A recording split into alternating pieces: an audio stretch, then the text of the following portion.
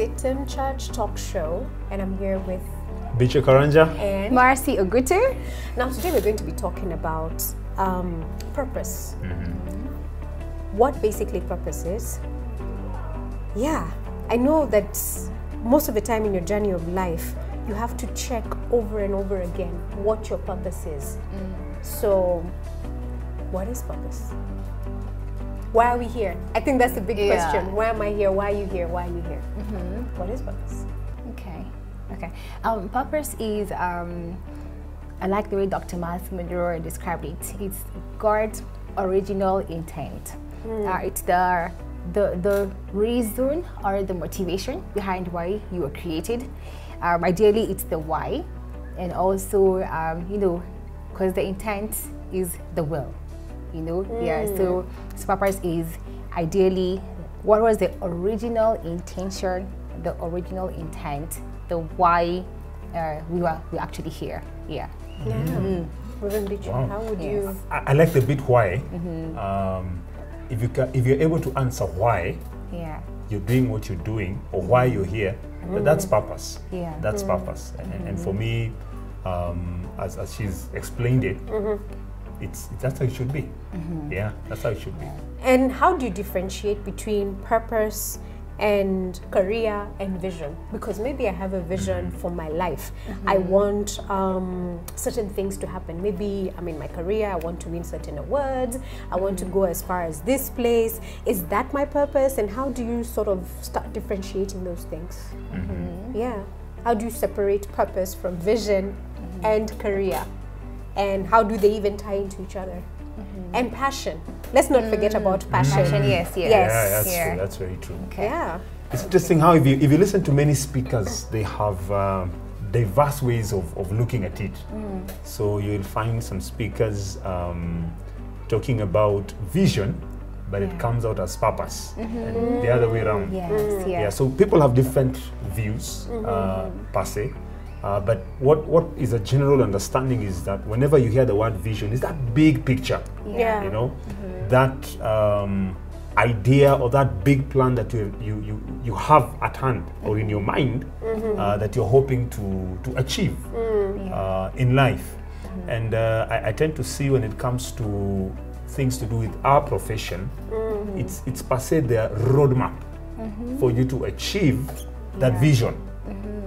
At the end of the road, and but if I was to be asked how the two marry together, I think purpose comes number one. Absolutely. Purpose comes number one. So it's purpose, then vision, and then career and passion and everything. Like for Mercy, practical now. I'm sure somebody's thinking is like, okay, so how does that translate for me?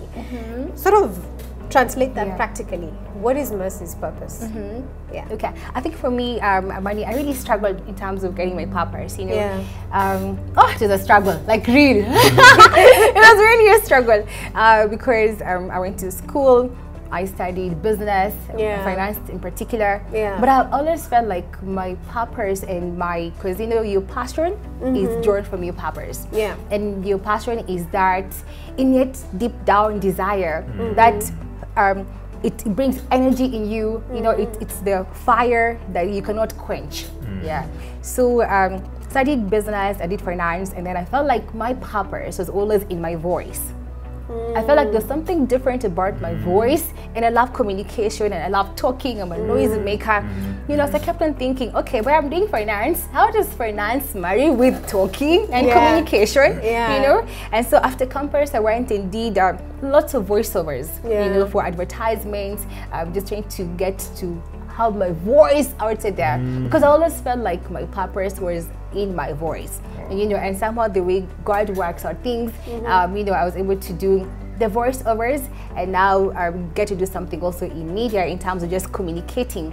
And what I do right now, even at work, is in terms of communication.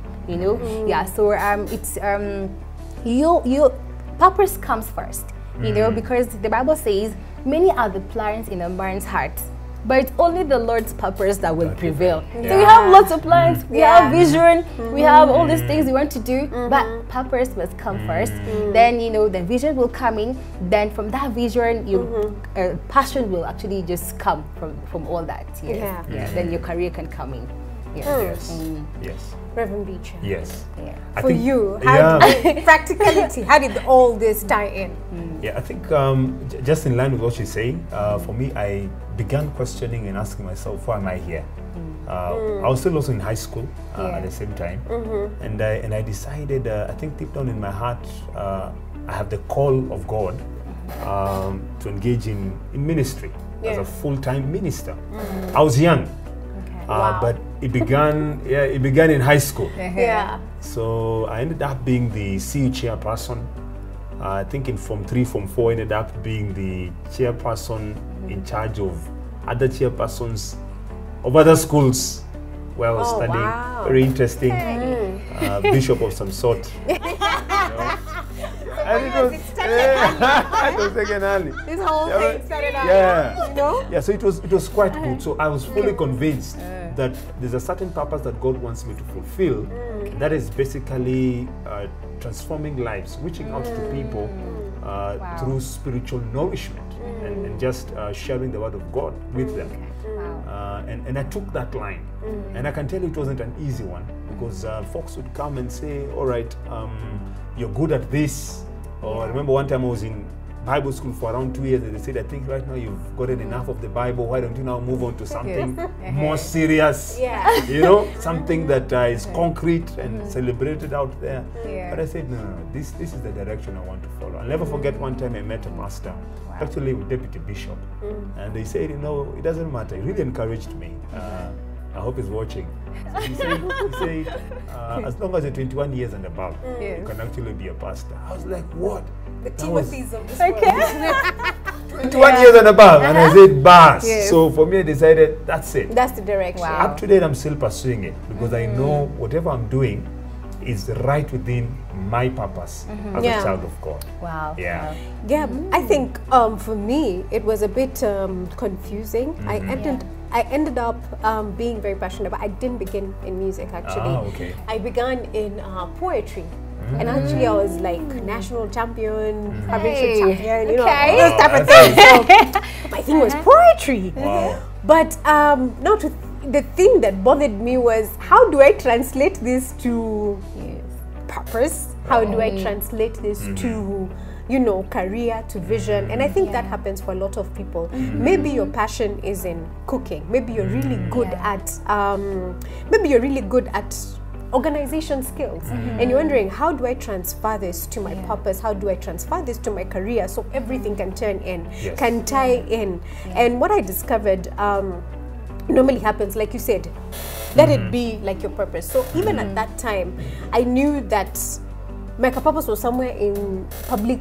It was in performance, sort of. I knew that I was a performing arts sort of situation. So it was almost like, okay, how do I do this? So I was in church, doing dancing, doing skits and doing music, and eventually I landed onto music, and I felt very comfortable about it. And I was like, okay, yeah, this is good. Now translating it into purpose and career, for me it happened differently. And I think it's good if someone is gentle with themselves, but it's so important that you sit down and take stock and ask yourself, what am I passionate about? What makes me kick?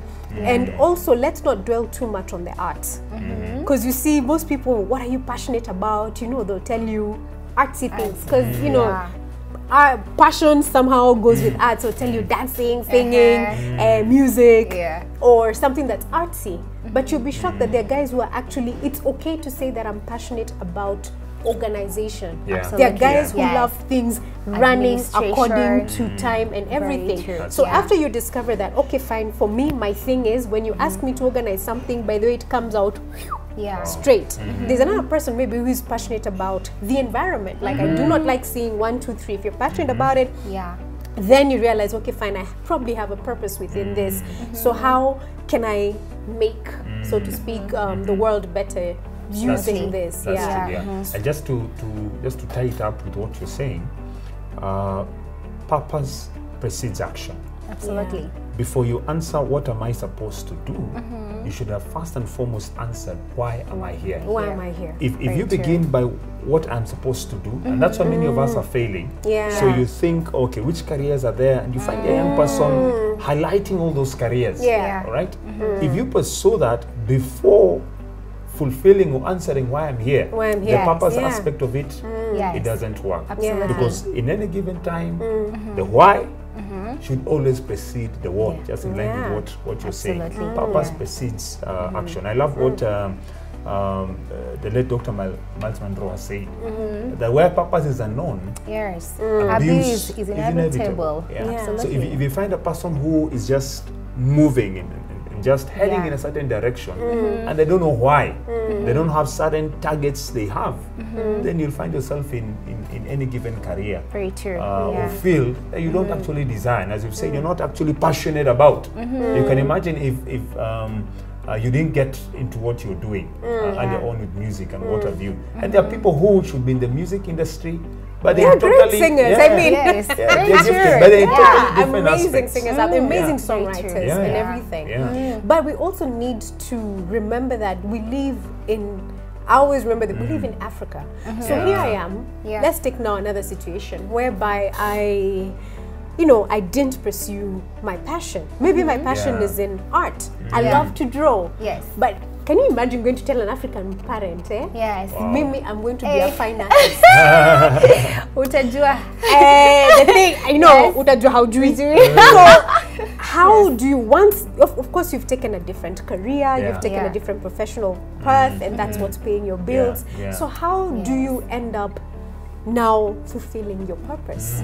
Here I am, maybe I'm a young professional, maybe I'm an accountant, maybe I'm an administrator, but my passion is in art. How do I end up fulfilling purpose even within all of that? Wow. Let me mention that, purpose attracts providence. Every single time, and that's why it's important for us to always go back to God, our manufacturer, and ask him, God, what is my purpose?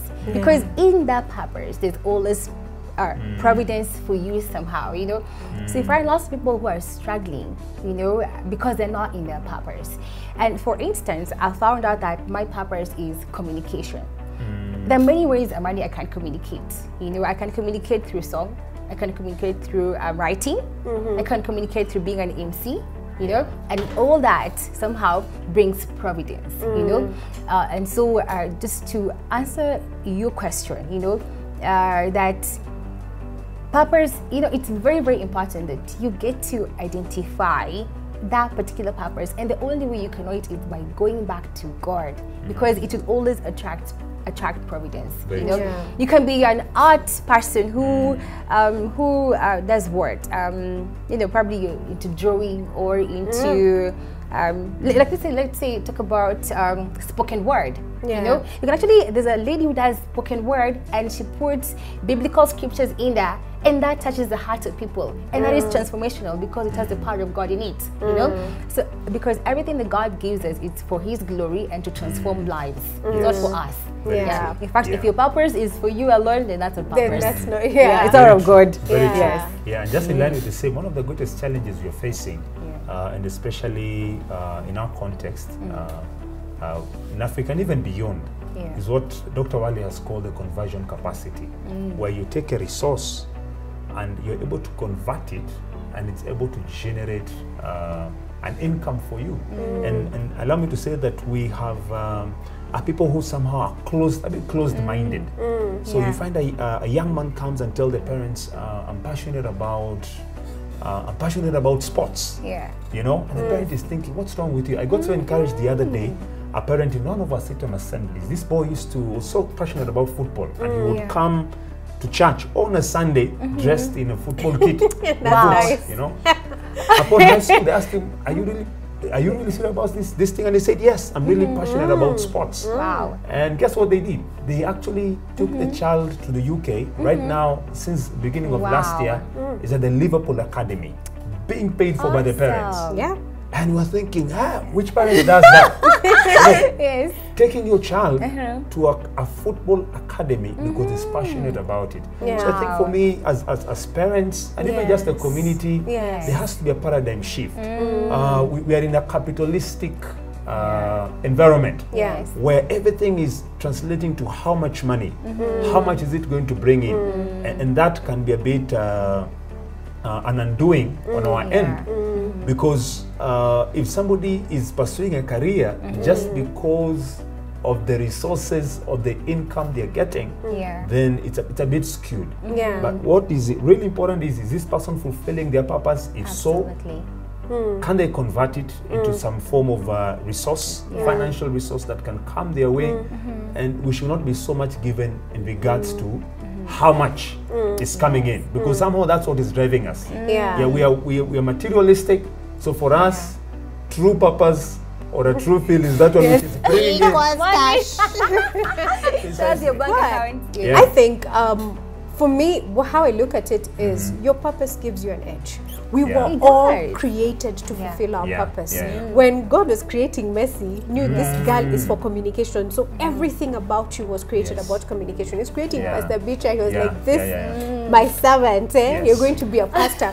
So even your attributes and your character were created to fulfill that purpose. So even if you find yourself in a situation whereby, yes, you know, I'm probably like 7 years into my career, maybe you even decide to become a nurse and you're such an amazing artist, there's always a way you can fulfill your purpose. You can pursue it. Most of the time I meet people who are like, oh, I wanted to be a great singer. I always say, be a great, it's okay. Join the choir. Go into studio, do it. You'll never know where it leads you to. If it's painting, paint, join an art club, do it. You will never know what ideas you'll get and how far you will go. Very true. And it's never too late to and God. It's never too late. And the thing is, in every single thing that we're doing, God is just aligning it. If we believe in Him to that particular purpose that He created us for. So it's never too late with God. Very true. Start it. Very true. And today is a good day to start. Even right now is a good day to start. Would you like to get in touch with us? You can DM us on Instagram, on Twitter, and on Facebook. You can also, you know, write on a few comments and everything. Let us know what your view is about the topic. We love hearing from you. Be blessed. This is CITAM Church Online Talk Show. See you next time. Bye-bye. Love you guys.